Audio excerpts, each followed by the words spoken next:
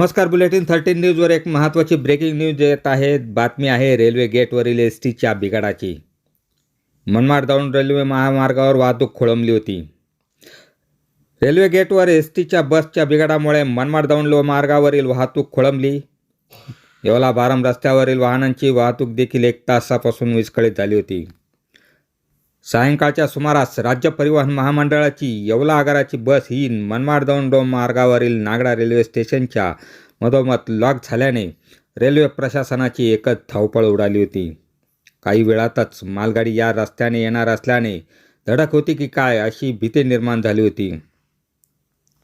मात्र प्रसंगावधान राखत रेल्वे गेटमन बाबासाहेब गायक यांनी तात्काळ स्टेशन मास्तर यांना कळवल्याने मालगाडी येवला रेल्वे स्टेशनवर थांबवण्यात आली. येवल्याचे एसटी दुरुस्तीचे पथक आल्यानंतर सुमारे 1 तासानंतर एसटी दुरुस्त करून रेल्वे रुळावरून बाजूला घेण्यात आली.